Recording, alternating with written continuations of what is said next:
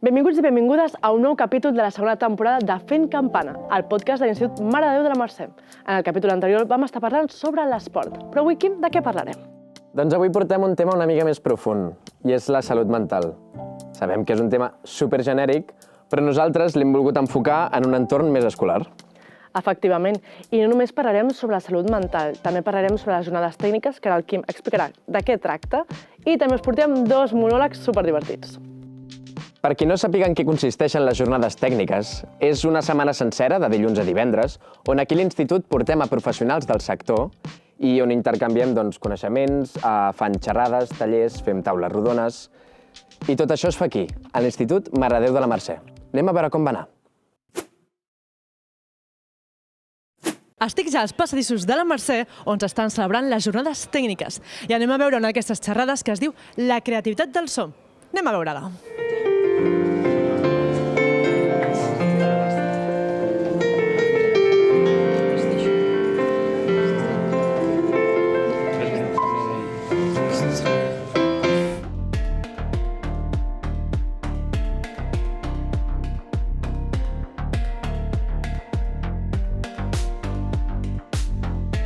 Tenim aquí el Dani Trujillo, que és la persona que ha impartit aquesta xerrada. Segurament penseu que no el coneixeu, però ha fet anuncis, com per exemple el de Carles Repara, Carles Canvia, que segur que el coneixeu i l'heu escoltat algun cop. Què tal, Dani, com estàs? Bé, molt bé. Encantat de venir aquí a intentar impartir una miqueta de coneixement, del poco que tengo. Sí. M'agradaria saber per què has escollit aquest centre per fer aquesta xerrada. Com has arribat fins aquí? Bueno, m'ho vau oferir des del Departament de Producció que ha muntat aquestes xerrades. La veritat em va fer molta il·lusió perquè a mi m'hagués agradat estudiar aquí perquè era dintre de l'oferta pública quan jo era jove, era com l'únic que feia una miqueta de so i llavors va ser com, bueno, ja que no estudié voy a dar una conferència. Mira, era com que es tancava una miqueta un cicle, m'agrada aquesta idea. I quin és l'objectiu de les teves xerrades? Home, l'objectiu jo crec que és una miqueta difondre en què consisteix la meva professió, que és una professió que li tinc molt carinyo i que m'ho passo molt bé, intentar contagiar una miqueta aquest entusiasme, també parlar de les coses negatives per intentar que els alumnes quan arriben al món professional no s'ho trobin d'una manera negativa, sàpiguen allò fer un dribbling i evitar les coses negatives i bueno, que vegin que es pot treballar d'això professionalment i que és una feina molt maca. Clar, perquè no hem posat context, però exactament ens pots explicar una mica a què et dediques, a què treballes? Bueno, jo soc una mica híbrid, faig una miqueta de disseny de so, però sobretot faig molta música de publicitat. O sigui, hem treballat amb Toyota, amb Sanex, amb anuncis internacionals. Ara aquí us he ensenyat un que hem fet últimament, que era d'un combat de boxa d'Aràbia Saudí, que és així molt espectacular, amb molts VFX. I bueno, hem fet això, Carles, Miravia, un munt de marques. Sí. I la xerrada creus que ha complert els teus objectius? Creus que ha agradat? Que els ha interessat als alumnes? Això, no sé, això hauran de fer enquestes als profes i jo en principi per la ronda de preguntes de després, que veig que molts dels companys s'han quedat, com a mínim els hi ha generat dubtes, que sempre si genera una miqueta de dubte vol dir que com a mínim estàu atents i vull dir que jo els meus objectius segur, perquè he vist cares d'il·lusió quan veien coses, vull dir que molt guai. Per acabar, l'última pregunta, un consell que li podries donar a totes aquelles persones que volen iniciar en aquest món laboral? En qualsevol món laboral, ho he dit i ho he repetit moltes vegades, no sigueu imbècils. O sigui, una mala persona, per definició, és un mal professional. O sigui, a mi no m'agrada treballar amb males persones. O sigui, si oloro que és una mala persona, ja directament considero que serà un mal professional. Per tant, intenteu nivellar molt bé l'ego, molt bé l'ànsia a vegades d'arribar a algun lloc, o sigui, tenir totes aquestes coses molt nivellades, perquè quan treballes a nivell professional l'ego l'has de llançar una miqueta a la brossa abans de posar-te...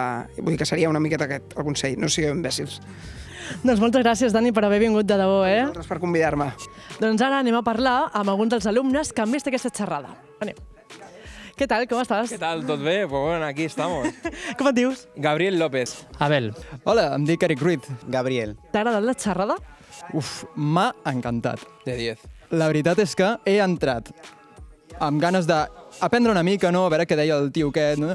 I he sortit que m'ha canviat la vida. Sí, molt interessant. El ponent m'ha agradat molt perquè explica temes molt interessants sobre el món del so, sobretot. Y la verdad es que esto ha sido increíble, de 10. Me ha planteado qué voy a hacer en mi futuro, sobre qué camino me quiero dirigir. Què és el que més t'ha cridat l'atenció d'aquesta xerrada? Hòstia, lo realista que has sigut tu. M'ha agradat molt que siguis tan realista. No ha sigut un, vinga, feu això, tindreu molta feina, fareu molts diners. Ha sigut un, bueno, el mercat és el que hi ha. El mercat és el que hi ha, heu de fer això i ho aconseguireu. Yo diría la parte del principio, cuando nos ha enseñado el anuncio del oeste. La música me ha parecido espectacular y las pistas como lo ha enseñado y todo, bestial. Me ha gustado más la parte que ha explicado sobre audiovisuales y también la manera en la que utiliza el sonido y las referencias que coge para poder crear un sonido característico para sus obras o sus trabajos que le exigen. Hi ha alguna cosa que hagis escoltat que creus que ara pots aplicar en el teu dia a dia professionalment? Sobre todo lo que ha dicho al final, de que si te quieres dedicar a esto tienes que saber de música, porque hay mucha gente que produce y no llega a saber de música o lo intenta, pero sobre todo ponerte a tocar un instrumento o algo, para mí eso es súper importante. Pues lo que te estaba explicando antes sobre el tema de referencias, que es algo que normalmente me suelo fijar muchísimo, porque siento que es algo bastante importante, y bueno, lo que ha estado insistiendo en toda la charla, que es no ser un imbécil, que también me parece algo muy importante en general, pero bueno. Para mí ha sido bestial. Jo crec que tot molt bé, un 10 pel presentador, un 10 pels que l'han portat, un 10 per tothom. Doncs fins aquí el reportatge sobre la jornada tècnica d'avui i ara tornem un altre cop cap a Plató. Ostres, tu, quina feinada, de debò, eh? Jo des d'aquí vull felicitar a tots els estudiants de producció, que sou els encarregats de que tot això sortís perfecte. Sí, sí. Vull dir, felicitats, vull dir, Va ser un curro molt heavy, però mira, van portar els millors. Ostres, és que a la gent li ha encantat, vull dir, de debò. Sí, felicitats. com diuen, para muestra un botón, eh? Total. I parlant de professionals, ara us vull presentar a la Raquel Córdoba. Li hem fet una entrevista. Ella és psicòloga especialitzada en gestió emocional, ansietat i autoestima. I ara volem que estigueu atents. Per què? Perquè la Raquel ens ha ensenyat molt breument que la salut mental és més important del que ens pensem. Mireu què diu. Molt bones a tots i a totes. Estem aquí a la secció de la Mercè i avui us portem amb nosaltres a Raquel Córdoba. Presenta't una miqueta.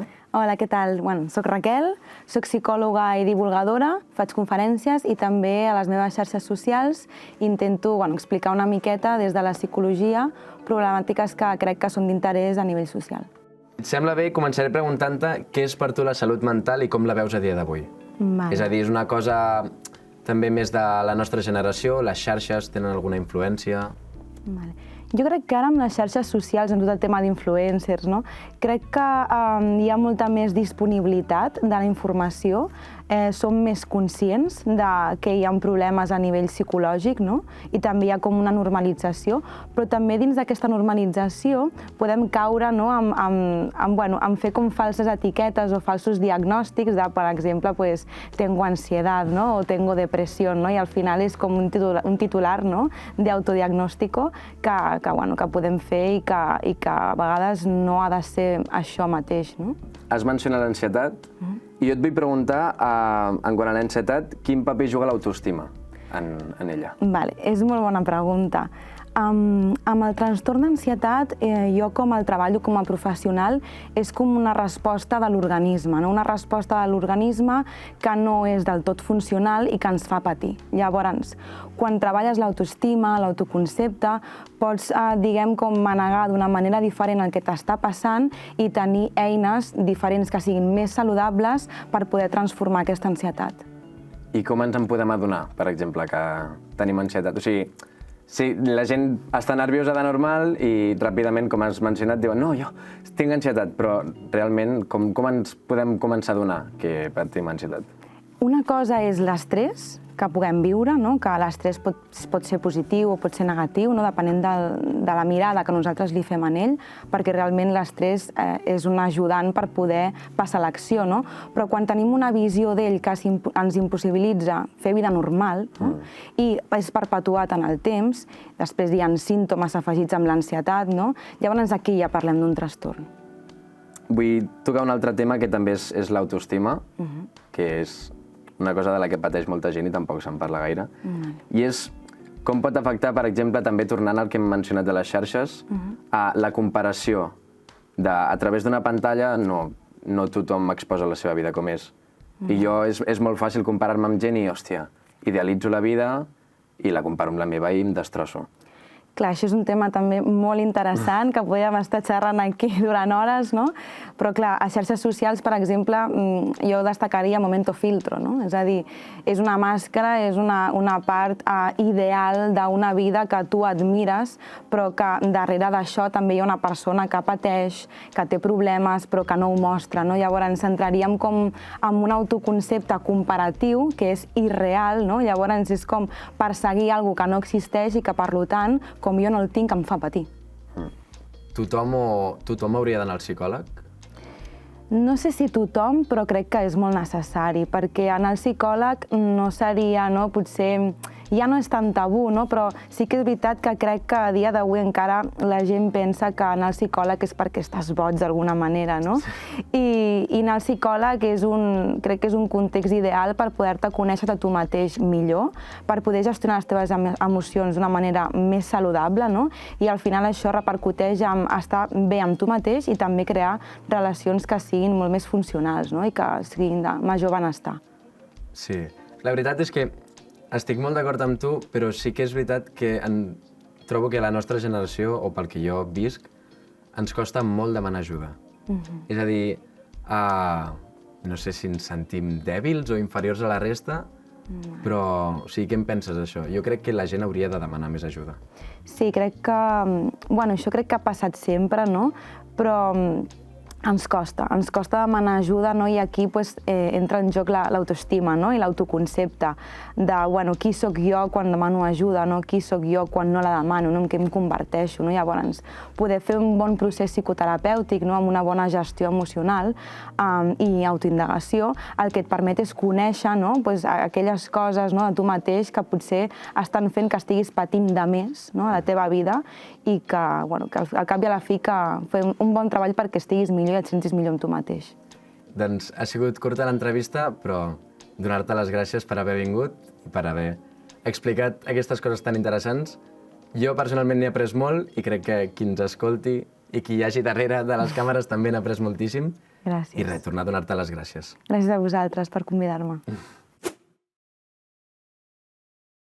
Ostres, després de veure aquesta entrevista, la veritat és que necessari és tenir professionals així, de debò. Molt, molt, molt. Però saps què crec que és molt necessari també? El què? Per la nostra vida? Què? El riure. Home, el somriure. És que jo crec que és la clau. Les bromes, l'humor. Sí, estic totalment d'acord. Oi que sí? Sí. Doncs parlant d'humor, ara, a vosaltres, us deixem amb dos monologuistes professionals de l'humor. Són Pepi Labrador i José Bailón. És que amb aquests noms ja fan gràcia, tu. Són uns professionals. Trobareu els monòlegs sencers a la nostra xarxa social, Instagram, que és Fent Campana Podcast, però pel capítol d'avui el que volem és seleccionar els millors trossets. I amb aquesta secció ja hem acabat el capítol d'avui. Recordeu de seguir-nos a les xarxes socials per no perdre's absolutament res del que seguirem fent i ens veiem en el pròxim capítol. Adéu! Adéu! Muy buenas noches, ¿qué tal? ¿Todo bien? ¿Sí? Pues me alegro. Bueno, yo antes de nada me voy a presentar. Yo soy Pepi Labrador y soy cómica. Yo siempre lo digo, más que nada, porque si no, cuando me subo al escenario, la mitad del público se piensa que soy la madre del cómico que va a actuar y la otra mitad que me van a dar un mocho y me voy a poner a fregar el parquet. Soy cómica, tengo 62 años. ¿A que no lo parezco?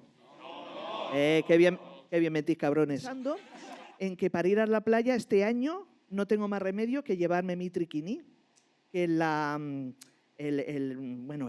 parte de arriba, la braguita, el sujetador y una capucha para que no me reconozcan. Cuando entro en la consulta, el otro día me dijo la chica, y eso lo juro que es verdad, me miró el papel, dice, ahora mismo pesa más que cuando entró. Y se quita la gafa y el ojo lo hace así. Y digo, bueno, relájate un poquito, no pasa nada. Y digo, ¿dónde me vas a poner las agujas? Porque a veces me las ponen en una oreja, a veces en la otra. Dice, te la voy a poner en la lengua, hija de puta, a ver si terminas ya de cierrar la boca de una vez. Y esas 2 vacunas de AstraZeneca eran vacunas inglesas. Fue ponerme la segunda vacuna y hice un cambio. Mira, lo primero que hice cuando llegué a mi casa, yo creo que tuve efectos secundarios. Llego a mi casa y una gana de ir a Lloret a beber cerveza. Pero es que me voy a tender la ropa y una gana de hacer balconing. Mi hijo, mamá, por Dios, digo, que me tiro. Y dice, mamá, que nos vamos a buscar un disgusto, mamá. Digo, si sé inglés, si sé decir hasta Wisconsin, que es una ciudad de Connecticut, Johansson, Hanford, el Queens, de esos. Y me dice, mamá, tienes que empezar a salir ya al escenario y decir alguna palabra en inglés. Y hoy me he preparado una. Vamos a ver. ¿Os gusta mi Auschwitz? Bien, ¿no? He ido al médico y le he dicho que tengo que empezar a ponerme bien, a tener un cuerpo bonito, a tener un cuerpo de estos para este verano guapo, un cuerpo de estos de infarto. Y el médico me ha dicho, señora, usted tiene 62 años y está gorda. El cuerpo de infarto ya lo tiene. Oh, puta. Tío, me dice, señora, usted lo que tendría que hacer como mucho es petanca o aguayín. He ido al lado de la piscina, al lado de mi casa, que hay una piscina, a hacer aguayín. Y no me han dejado apuntarme por joven. Se ve que allí la media está entre 80 y la muerte. Y así vamos. No ligo nada, ya os lo digo. He hecho un Tinder. Un Tinder que no, claro, vosotros, a mí me salen, señores, imagínate, tengo 62, los tíos se quitan 20 años, los míos ya son momias. Lo mío ya están así, ¿sabes? Que yo no le llamaría Tinder también, te digo. Le llamaría Club Viagra, Últimas Oportunidades o el Desguace. Porque quien más y quien menos tiene el freno destensado, no sé, me va la cabeza. Cuando tienes mal día, cuando hay problemas, cuando hay cosas, pues al día siguiente sale el sol. Y es muy bueno, pues intentar mirar la vida con una sonrisa, porque, oye, espero haberos hecho pasar un rato divertido y nada, un placerazo estar aquí. Muchas gracias. Muchísimas gracias. Me voy a presentar, porque si no pasa, pues cuando la gente no viene, ¿no? Que no se presenta. Mi nombre es José Bailón, en catalán Josep Dansaire. Entonces, en esa fusión que se te queda en la parte reptiliana del cerebro, para la gente que no sabe cuál es la parte reptiliana, es donde se acumulan toda la inconsciencia de instintos, ¿sabes? Por ejemplo, estás en la casa, se te cae un cuchillo en la cocina, pones el pie, eso no es instinto, ¿vale? Eso es que eres gilipollas y ya está, ¿vale? Instinto sería... Llego allí primer día, cita con el psicólogo, me encantan los psicólogos, son mi antítesis, porque claro, yo me dedico a hablar y ellos a escuchar. Está todo arreglado. Llego allí y me dice, buenos días. Digo, buenos días. Me dice, ¿qué tal? Digo, bien. ¿Y usted? Dice, no, las preguntas las hago yo. Digo, vale, muy bien. Me dice, ¿usted por qué está aquí? ¿Cuál es su problema? Digo, bueno, pues a ver, mi madre dice que bebo mucho y bueno, pues por ahí hay algo. Me dice, ¿y usted cree que beber mucho es un problema? Y digo, no me ha entendido. El problema lo tengo con mi madre. Me dice, venga, última pregunta. Y yo cuando dijo última pregunta, mi cabeza ya estaba... ¿Sabes? En modo, ¿sabes lo que te digo? En modo programa. Digo, venga, vamos a por el bote. Digo, venga, va, última pregunta, venga, va, juega. Y me dice, ¿usted cuando está en compañía, con amigos, con familia, ¿usted bebe más o bebe menos? Y yo dije... Bueno, no se lo dije, pero lo pensé. Digo, este tío gilipollas. Digo, pues que hoy es uno de los temas que tratamos, pues yo consideraba que lo del tema del alcoholismo era un tema importante. Mi madre siempre dice que mi padre es alcohólico, ¿sabes? ¿Sabes estas cosas que te pilla tu madre? Me dice, hostia, cuídate porque si no acabarás como tu padre. Digo, ¿cómo está mi padre? Dice, tu padre es alcohólico. Y mi padre lo que no es sordo, ¿sabes? Entonces siempre... Bueno, total, que estaba en el psicólogo y el tío me dice, bueno, pues según mis parámetros, usted es un bebedor social. Digo, hostia, qué guapo. ¿Me lo puede poner por escrito? Dice, sí, me lo pones por escrito. Me voy a casa de mis padres, le digo, mamá, que he ido al psicólogo y me ha dicho que no soy alcohólico. Me dice, ¿no? ¿Cómo que no? Digo, pues ahora lo llaman, le echa bronca, pero a mí me ha dicho que no. Y me dice, ¿y qué te ha dicho? Digo, me ha dicho que soy, mira, bebedor social. Dice, ¿y eso qué es? Digo, mamá, pues que bebo, pero ayudo a la gente. Y pagar ese plus y ponerte el sistema. Ah, muy bien. ¿Cuánto te ha costado el coche? Dice, pues en total con el kit y todo unos 40.000 euros. Digo, muy bien. Yo igual sigo con mi coche. Llamo a mi padre y lo pongo de copiloto.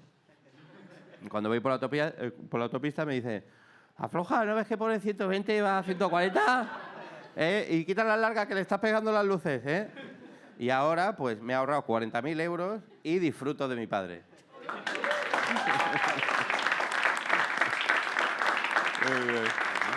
Vale, ¿por qué pasa que con el tiempo te das cuenta de lo importante que es tener este pensamiento?